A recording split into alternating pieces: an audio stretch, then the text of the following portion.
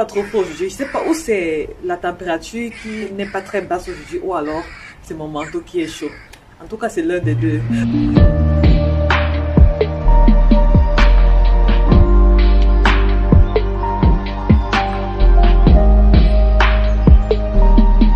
Coucou mes petits, j'espère que vous allez bien. C'est un plaisir pour moi de vous retrouver aujourd'hui pour une nouvelle vidéo DIY. J'avais envie de marcher. J'ai dit bon, pourquoi pas ne pas faire l'intro étant dehors et comme ça change un peu. Moi, j'aime marcher, mais avec le froid là, c'est pas souvent évident. Hein. Donc, je suis sortie et j'ai voulu tester également le manteau car c'est la première fois que je le porte étant dehors. Ceux qui ont regardé ma vidéo vlog, vous avez aimé le manteau et ça m'a beaucoup encouragé. Merci encore. Donc aujourd'hui, je vais partager la partie patron. Comment est-ce que j'ai modifié mon patron de corsage de base pour arriver à ce résultat. J'ai juste rajouté les valeurs d'aisance sur mon patron de corsage de base. Donc il n'y aura pas grand chose à faire. Mais je vais aller dans les explications doucement pour les débutantes là. Pour que vous puissiez bien comprendre. Si tu es là pour la première fois ou si tu me découvres pour la première fois, sache que je m'appelle Irène. Mais tu peux m'appeler Hiro. Hiro, c'est mon nom du quartier. N'hésite pas à t'abonner si le contenu que je propose te plaît et surtout d'activer ta cloche de notification pour ne manquer aucune de mes publications. Allez, c'est parti. On va se lancer dans le tutoriel. Alors, la première étape sera de prendre tes patrons de corsage de base et prendre le patron de dos sur une autre feuille, tracer une ligne comme ceci, poser son patron dessus et le recopier. Donc je vais commencer par le patron de dos, je recopie le tout et je prends le soin de placer la ligne de poitrine, la ligne de taille et la ligne de bassin. Une fois le patron recopié, je vais placer la mesure de la longueur totale de mon manteau. Donc tu vas placer la longueur que tu veux pour ton manteau. Moi j'ai décidé que mon manteau va s'arrêter là. Donc, je vais placer la longueur de mon manteau et je vais tracer cette ligne. Je vais pas encore fermer sur le côté, je vais le faire après. Ensuite, je vais remonter au niveau de l'encolure et à ce niveau, je vais diminuer de 2 cm et je vais retracer l'encolure de dos. Alors, l'encolure modifiée, je suis passée sur le patron au niveau de la ligne de poitrine. J'ai fait mon tour de poitrine divisé par 4. Et j'ai rajouté 4 cm de valeur d'aisance. Cette mesure, je l'ai placée au niveau de cette ligne de poitrine et j'avais un surplus, donc ça débordait de l'autre côté. Franchement, c'est tout ce que j'ai fait. Donc, placer la mesure là et la tracer. Au niveau de la ligne de taille, il ne faut pas oublier qu'on a 3 cm déjà de pince qui était là, qu'on ne va pas utiliser. Donc, il y a déjà 3 cm en plus. D'accord?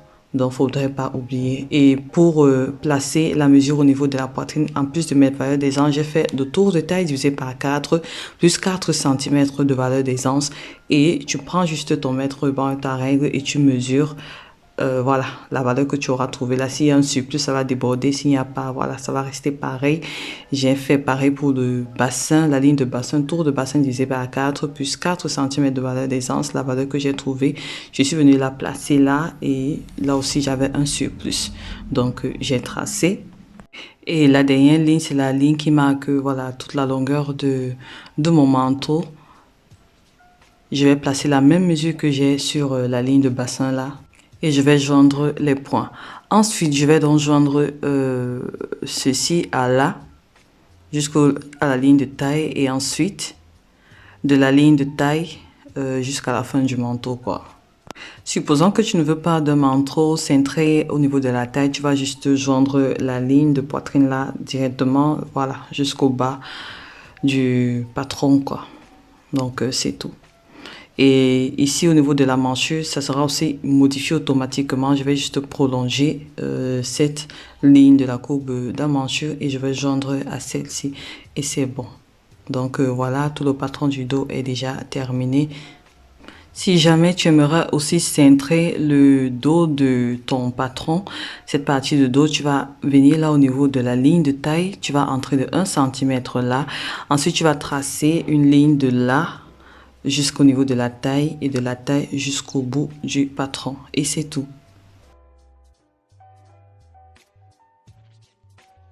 Bon, là, le patron du dos est totalement terminé. On va passer aux modifications sur le patron de devant.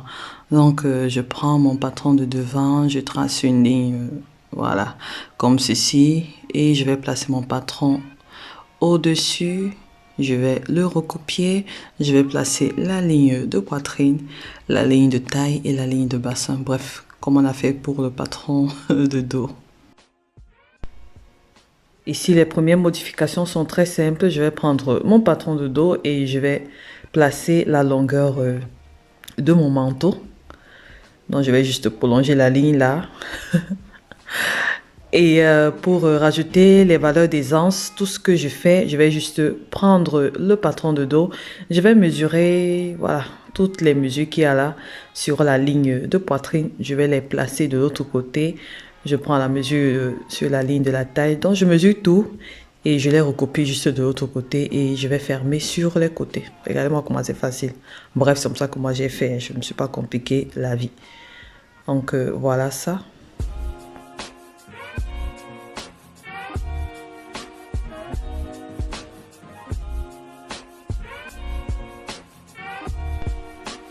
Il ne faut pas oublier d'adoucir à ce niveau. Il ne faudrait pas que ça soit pointu, au cas où tu cintres aussi au niveau de la taille comme moi. Et sur le bout comme ça aussi, je suis remontée là de 2,5 cm et j'ai tracé une belle coupe. J'ai également fait pareil sur le patron de dos. Là, j'avais oublié, donc j'ai fait pareil sur le patron de dos pour éviter que j'ai des bouts pointus. Bon, là, c'est pas obligatoire.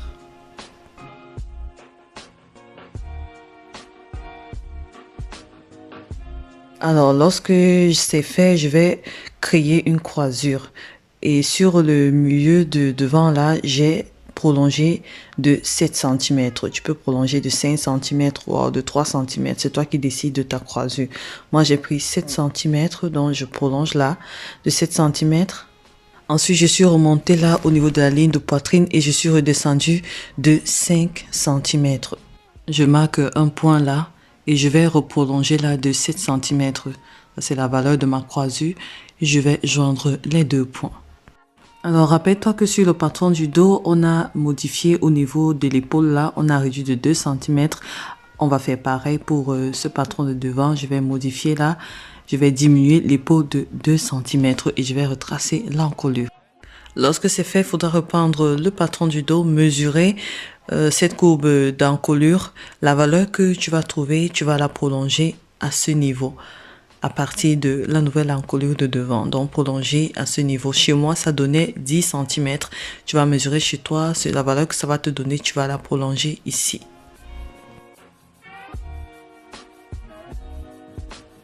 Après avoir tracé cette ligne, je vais tracer une autre ligne perpendiculaire comme ceci. Et de là, je vais entrer de 1 cm et je vais joindre à ce bout. Vraiment, il faut regarder les images. Cette partie ne va plus exister. Et si c'est pour que le col se couche bien au niveau du cou. Ensuite, je vais prolonger là de 3 cm.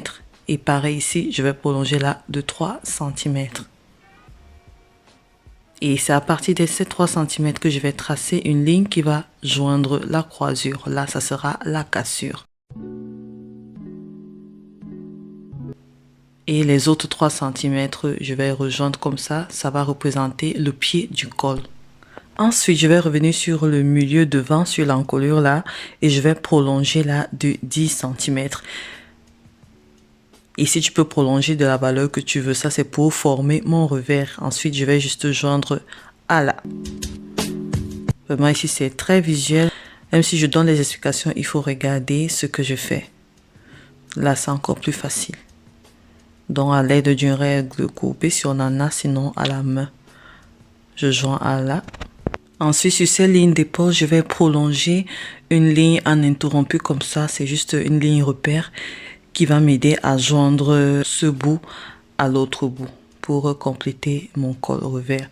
Je fais en sorte que à ce niveau, que la ligne soit quand même perpendiculaire pour un meilleur rendu. Voilà, le patron de devant également est aussi terminé.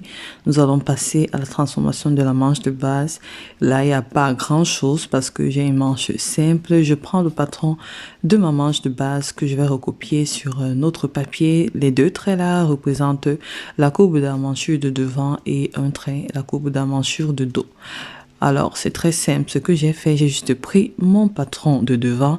J'ai mesuré la courbe de la manchure là, avec mon mètre ruban. La valeur que j'ai trouvée, je suis venue la comparer avec la courbe de la manchure de devant. Et bien évidemment, j'avais un surplus puisque j'ai rajouté l'aisance. Donc, j'ai juste rajouté le surplus là. J'ai fait pareil pour la courbe de la manchure de dos avec mon patron de dos que j'ai modifié. J'ai mesuré cette courbe et la valeur que j'ai trouvée, je suis venue la vérifier avec la courbe de dos là. Et évidemment, j'avais aussi un peu de surplus. J'ai rajouté et ensuite, je vais juste prolonger jusqu'au bout de la manche là et retracer et c'est tout. Donc, voilà comment est-ce que j'ai procédé. Et normalement, on a terminé. Donc voilà, toutes les pièces du patron, j'ai rajouté les valeurs de couture 1 cm partout, sur le patron de devant, sur le patron de dos et sur la manche. Le patron de devant sera coupé en deux, on aura besoin de 2 pièces. Pour le patron de dos, on a le choix, on peut avoir besoin d'une pièce que l'on va couper au pli ou alors on aura besoin de 2 pièces qu'on va couper, voilà, en deux. Et dans ce cas, il ne faudra pas oublier de rajouter les valeurs de couture sur le milieu dos.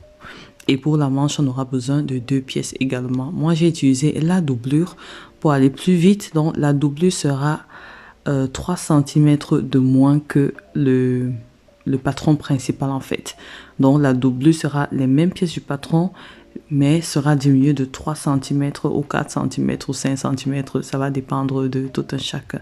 Alors, pour coudre son manteau, c'est très facile. Je vais vous renvoyer dans une vidéo que j'ai réalisée sur cette chaîne, comment coudre un blazer à corde-châle, parce que c'est le même principe qu'il faut pour réaliser ce manteau, parce que les manches sont simples, donc du coup, il n'y a pas grand chose à faire. Je vais laisser également cette vidéo dans la barre de description pour ceux qui sont intéressés. Vous ne savez pas comment monter votre manteau. Vous regardez cette vidéo, c'est le même principe, c'est ce que j'ai fait. D'accord. L'imprimé wax que j'ai doublé à l'intérieur me vient d'ici Tamagat Wax. Là-bas, ils ont pas mal de tissus. N'hésitez pas à faire un tour, ceux qui sont intéressés par ce motif ou alors tout autre motif. Il y a trop de choix là-bas. Vous allez vous perdre là-bas. Donc, je vais laisser le lien dans la barre de description et n'hésitez pas à aller faire un tour.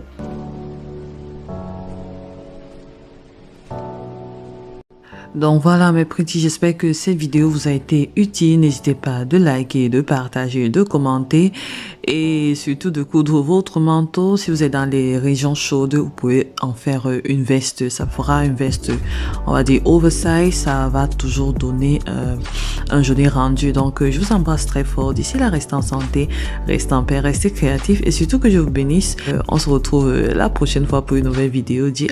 Qui sait, je pense que ça c'est la dernière vidéo DIY de 2021. Bisous, bye bye.